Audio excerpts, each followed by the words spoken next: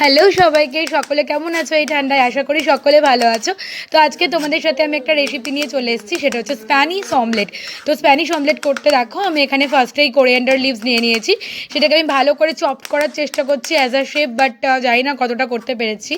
আর এখানে তারপরে লাগছে কাঁচা লঙ্কা, একটাই লঙ্কা নিয়েছিলাম যাতে বেশি ঝাল না হয়। আর তারপরে আমি এখানে নিয়ে নিচ্ছি টমেটোটাকে আমি ভালো করে চপ করার চেষ্টা করছি, ভালো শেপারদের মতো, বাট হচ্ছে না। তো মোটামুটি যেইটুকুনি হচ্ছে সেইটুকুনি দিয়েই কাজ চালানোর মতন করে করছি আর কি। তো দেখো তার আগে আমি অনিয়নও চপড করে নিয়েছিলাম, বাট সেটা আমি ভিডিও করিনি। এর মধ্যে অনিয়নও চপড করে নিয়েছি। তো প্রত্যেকটা আমি সবজি ভালো করে চপড করে নিয়েছি। তোমরা যদি এর মধ্যে কেউ চাও একটু ক্যারোটও অ্যাড করতে পারো, ক্যাপসিকামও অ্যাড করতে পারো, এগুলো করা যেতে পারে। তো দেখো প্রত্যেকটা আমি সবজি চপড করে নিয়ে এর মধ্যে ডিমের সাথে মিশিয়ে নিচ্ছি। আমি আগে একটা ডিম আর অনিয়নটা আমি একসাথে রেখেছিলাম, তো তার মধ্যে আমি আস্তে আস্তে সমস্ত সবজিগুলোকে অ্যাড করে নিচ্ছি। তো আমি ভাবলাম কি আর একটা ডিমও এর সঙ্গে অ্যাড করতে হবে, কারণ একটা ডিমে স্প্যানিশ অমলেটটা ঠিক খুব একটা ভালোভাবে হয় না। তো আমি তার জন্য এখানে একটা ডিমও অ্যাড করে নিচ্ছি। আর এর মধ্যে দিয়ে দিয়েছিলাম আমি হচ্ছে একটু লবণ, আর এর মধ্যে দিয়ে দিয়েছিলাম একটু গোলমরিচ গুঁড়ো। এছাড়া আমি আর কোনো রকম কোনো মশলা অ্যাড করিনি। তোমরা যদি চাও তো এর মধ্যে চাট মশলাটা অ্যাড করতে পারো, বাট আমি কিছু অ্যাড করিনি। প্রত্যেকটা অ্যাড করার পর ভালো করে এটাকে ফেটিয়ে নিতে হবে। তোমরা যত ভালো করে ফ্যাটাবে স্প্যানিশ অমলেটটা ততটা ভালো হবে, মানে ভেতরটা একটা ফ্লাপি টাইপ হবে আর কি। তো দেখো এটাকে আমি ভালো করে ফেটিয়ে নিচ্ছি। ফেটিয়ে নেওয়া হয়ে যাওয়ার পর আমি এবার ভালো একটা কড়াই গ্যাসের মধ্যে ফ্রাইং প্যান নিয়ে নিচ্ছি। ফ্রাইং প্যানের মধ্যে আমি এই স্প্যানিশ অমলেটটা বাটারে করার খুব ইচ্ছা ছিল, তো আমি এটা বাটারে করেছি। আমি এখানে আমুল বাটার ইউজ করেছি। তোমরা যদি কেউ লো ফ্যাট খেতে চাও তাহলে তোমরা মার্জারিন ইউজ করতে পারো। তো দেখো আমি এখানে আমুল বাটারটা অল্প করে নিয়েছি, খুব একটা বেশি নিইনি। ভালো করে গোটা ফ্রাইং প্যানটায় আমি এটা লাগিয়ে নিচ্ছি।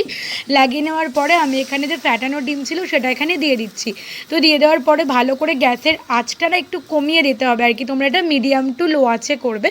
এটা হাই আঁচে করলে কি হবে, জিনিসটা এক সাইড পুড়ে যাবে আর ভেতরটা কাঁচা থেকে যাবে। তার জন্য তোমরা এটা মিডিয়াম টু লোতে করবে। মিডিয়াম টু লো গ্যাসের ফ্লেমে একবার একটু মিডিয়াম, একবার লো, একবার মিডিয়াম, একবার লো, এভাবে করে করে ভালো করে অমলেটটা করবে।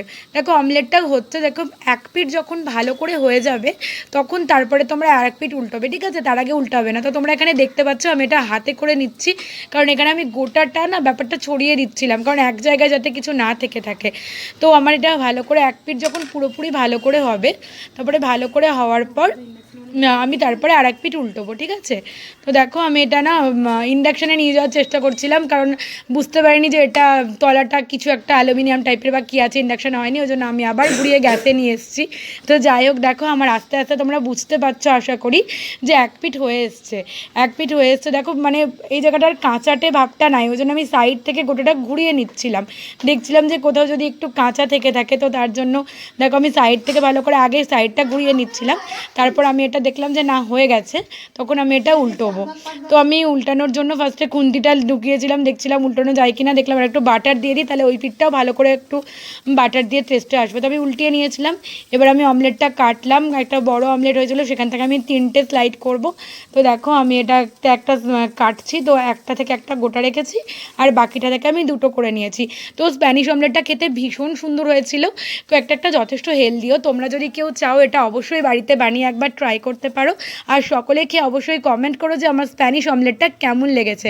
তো আমার চ্যানেলটা ভালো লাগবে সাবস্ক্রাইব, লাইক অ্যান্ড কমেন্ট করতে ভুলো না। এরকম অনেক আরও রেসিপি পাবে, আমি সব কিছুই ভ্লগ বানাই, তো তোমাদের সাথে শেয়ার করবো। তো চলো সবাইকে আজকের মতন টাটা।